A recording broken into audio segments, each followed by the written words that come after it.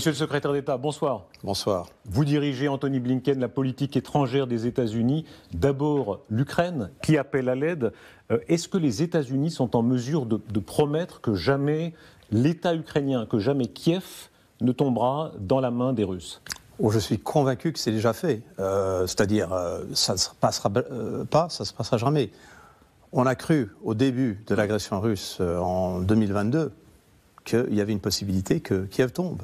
Mais grâce à la résistance incroyable du peuple ukrainien, mais grâce aussi au soutien que les États-Unis, la France, beaucoup d'autres pays ont apporté à l'Ukraine, le désir de Poutine de conquérir le pays en entier, de l'effacer de la carte, d'en faire partie d'une grande Russie, ça, c'est pas réalisé et ça ne se réalisera pas. Monsieur Zelensky a dit « On n'est pas sûr à 100% que Poutine ne recourra pas à l'arme nucléaire ».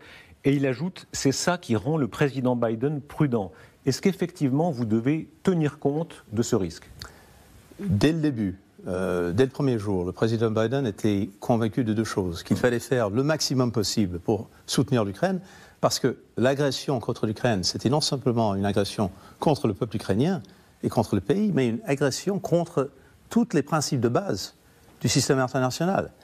Mais il était également convaincu qu'il fallait éviter une guerre avec la Russie. Une escalade nucléaire. Une escalade, que ce soit conventionnelle ou nucléaire. Et donc, depuis, il dirige avec grande clarté dans cette direction. Soutien pour l'Ukraine, mais évitant une guerre avec la Russie. Ça n'est pas que théorique. On se rappelle cette alerte qui avait sonné sur ces messages interceptés sur le possible emploi d'armes nucléaires tactiques en Ukraine, n'est-ce pas ? Si tel était le cas, quelle serait la réponse des États-Unis ? Écoutez, je ne vais pas rentrer dans les hypothèses. On a eu effectivement un moment où il y a eu une crainte. Je pense que... concrète, n'est-ce pas ? Il y avait des messages concrets qui l'indiquaient. Tout ce que je peux vous dire, c'est qu'il y avait une crainte que c'était possible, mais je pense que les Russes ont entendu de la part non seulement des États-Unis, non seulement de la France, mais de beaucoup d'autres pays, y compris la Chine, qu'il fallait absolument pas faire l'utilisation d'une arme nucléaire. Mais sur le principe, monsieur le secrétaire d'État, par rapport au conventionnel, la moindre utilisation nucléaire, même tactique, est-ce que ce serait un changement complet ? Pour nous, ça sera un changement complet, effectivement. Avec des conséquences sur la Russie ? Avec des conséquences, mais on fait tout pour, évidemment, éviter cette éventualité et éviter une guerre, une plus grande guerre.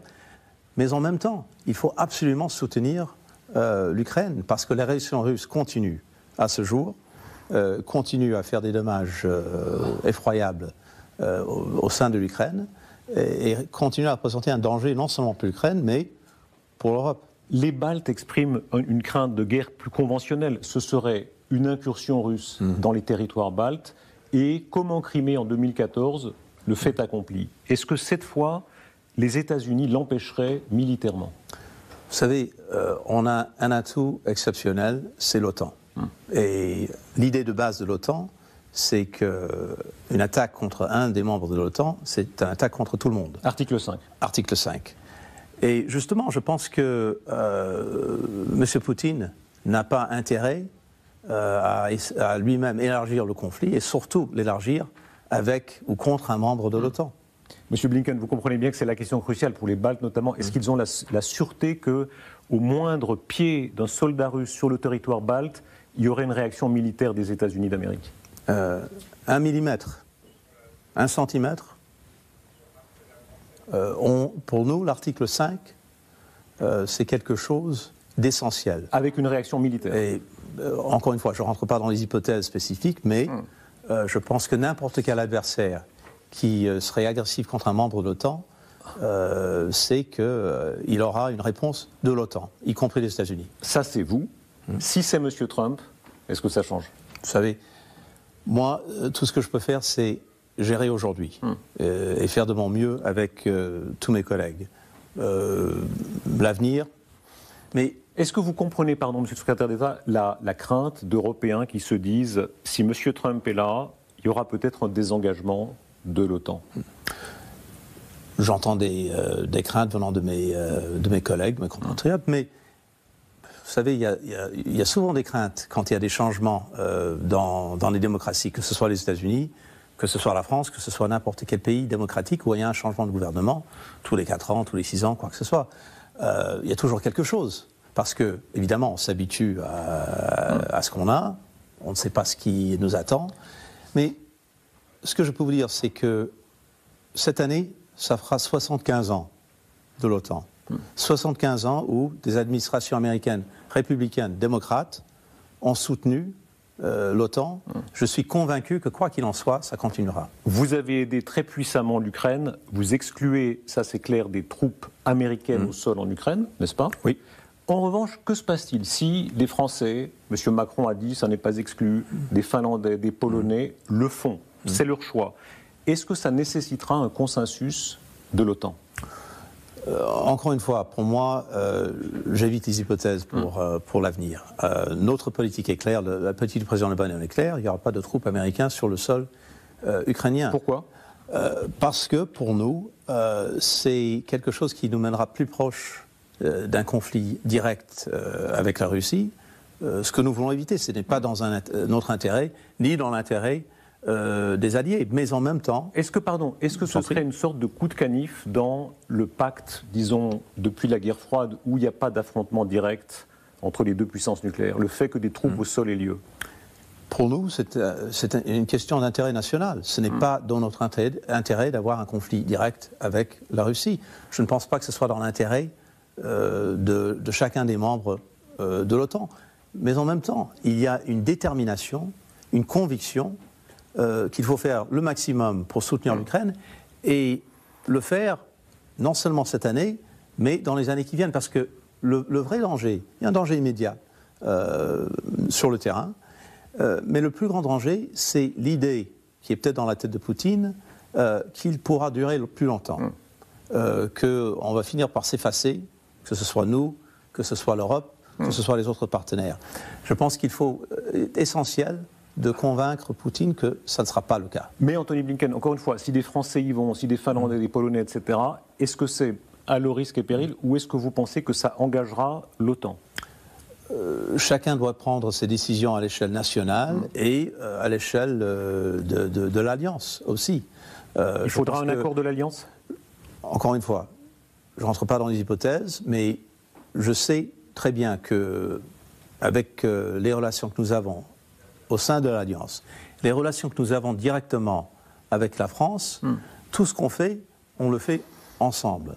On en parle, on en discute et on décide ensemble. Le président Macron au Brésil a évoqué la possibilité que Vladimir Poutine participe au prochain G20 à condition, disait-il, que ce soit utile et qu'il y ait un consensus de tous les membres du G20. Est-ce que pour vous, c'est une possibilité à ces conditions? S'il y avait un consensus de tous les membres et s'il y avait une utilité, oui. Dans la conjoncture actuelle, c'est difficile de voir comment ça pourrait être utile et comment il y aurait un consensus de tous les membres. Pour vous, ce serait imaginable, une poignée de main Poutine-Biden, à condition bien sûr que ce soit utile? L'idée n'a jamais été d'exclure la Russie ou M. Poutine, c'est les actions, c'est la politique de la Russie et de M. Poutine qui implique ce qui se passe au niveau des relations de la Russie avec le G20 ou avec le G7, avec le monde. Alors, si la politique change, on n'exclut rien. Le problème, c'est qu'on n'a pas de preuves pour l'instant que la politique change. Mais si la politique change, on peut de nouveau parler à M. Poutine très directement, même dans un sommet. J'espère qu'il y aura un jour, et j'espère que ce jour sera plus proche que plus loin, où les relations entre nos pays et la Russie sont tout autres que les relations actuelles. Malheureusement, ce n'est pas le cas, et ce n'est pas le cas à cause de la politique de M. Poutine. Pour être vraiment clair, il n'est donc pas un paria pour toujours, pas forcément. La Russie n'est pas un paria. Et pour nous, c'est moins les individus qui comptent, les personnalités, c'est la politique menée par un pays. Monsieur le secrétaire d'État, autre crise majeure évidemment au Proche-Orient. Vous n'avez pas caché vos désaccords avec Benjamin Netanyahou, on ne peut pas les détailler, mais dans l'esprit, selon vous, la politique de force qu'il mène, en quoi est-ce qu'elle serait dangereuse? Il y a un défi extraordinaire pour l'Israël, c'est que faire après l'attaque du 7 octobre? Le jour d'après. Le jour d'après. Comment vivre avec Hamas et le danger que ça représente, danger continu? C'était non seulement normal, c'était presque une obligation de répondre, et de répondre en sorte que le 7 octobre ne pourra plus jamais se reproduire. Et n'oubliez pas, Israël s'est retiré de Gaza en 2005. Il y a eu des attaques contre Israël venant de Hamas en 2008, 2009, 2011, 2014, 2021, 2023. Bien sûr. En même temps, nous avons dit dès le départ, nous soutenons le droit d'Israël de se protéger, d'assurer que le 7 octobre ne se reproduise pas, mais la façon dont Israël procède dans cette mission, ça c'est important aussi. C'est trop brutal. Ce que nous avons vu avec la perte de vie, les enfants, les femmes, les hommes qui se retrouvent au milieu de cette confrontation, les dommages sont terribles. En même temps, le fait que l'aide humanitaire n'est pas suffisante pour le peuple du Gaza, ça représente un danger et une nécessité immédiate. Anthony Blinken, on comprend qu'il faut la sécurité d'Israël. Il faut aussi donner de l'espoir aux Palestiniens. Certains disent reconnaître par avance, de façon unilatérale, un État palestinien. Aujourd'hui, le Premier ministre d'Espagne dit qu'il pourrait le faire. Emmanuel Macron disait c'est un outil qu'on pourra employer le jour venu. Est-ce que vous partagez cet avis ? Notre désir, notre but, c'est l'établissement d'un État palestinien, parce que nous sommes convaincus... Mais ça paraît très loin. Surtout aujourd'hui, ça peut paraître très loin. Déjà avant le 7 octobre, ça paraissait très loin. Mais ça veut dire que l'acte de dire, voilà, on reconnaît déjà, maintenant, on fait cet acte politique de dire, évidemment, on protège Israël, mais en même temps, on reconnaît un État palestinien, c'est possible? Ce qui est important, c'est qu'il y ait un vrai accord entre Palestiniens et Israéliens.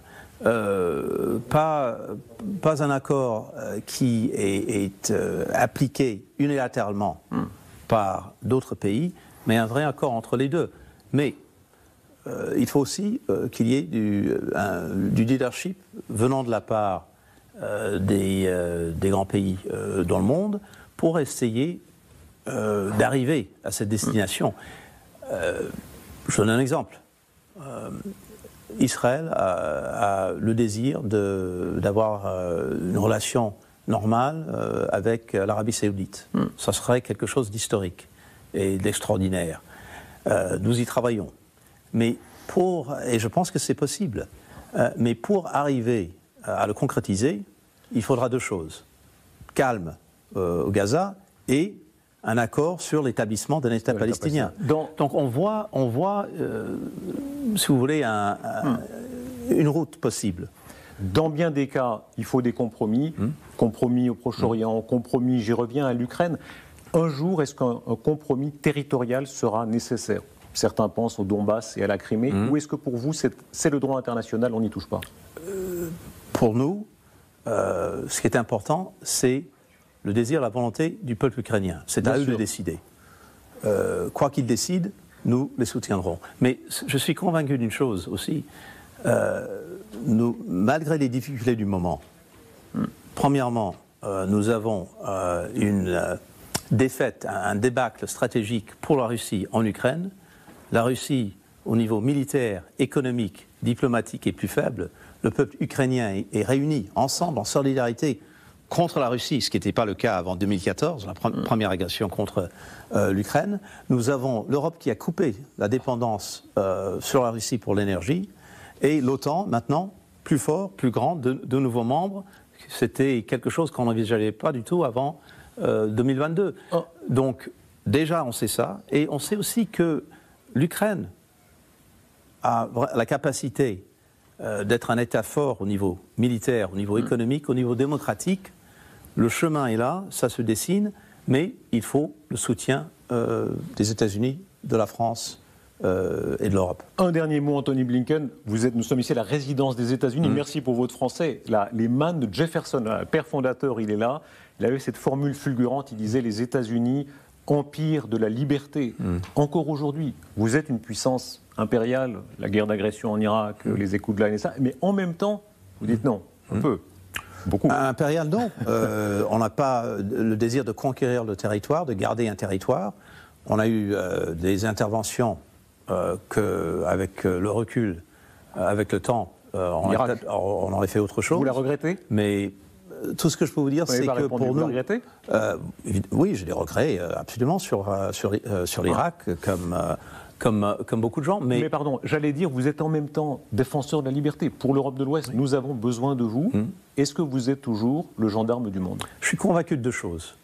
Premièrement, pour presque tous les problèmes qui ont un impact sur la vie du peuple américain ou la vie des Français, on a une nécessité de coopérer, d'avoir une coordination avec les autres pays, que ce soit les États-Unis, que ce soit la France. Seul, on n'a pas la capacité de gérer tous ces problèmes. Mais je suis convaincu d'une autre chose aussi. Sans l'engagement des États-Unis, les choses seront plus difficiles à essayer de gérer et d'arriver à un but commun. Alors pour nous, l'essentiel, c'est de créer des partenariats, de créer une meilleure coordination. Et ça commence avec les alliés de toujours, comme la France, mais chaque pays qui veut bien respecter les règles du jeu international, nous sommes partenaires, nous sommes partants. Monsieur le secrétaire d'État, merci beaucoup. Merci à vous. Merci.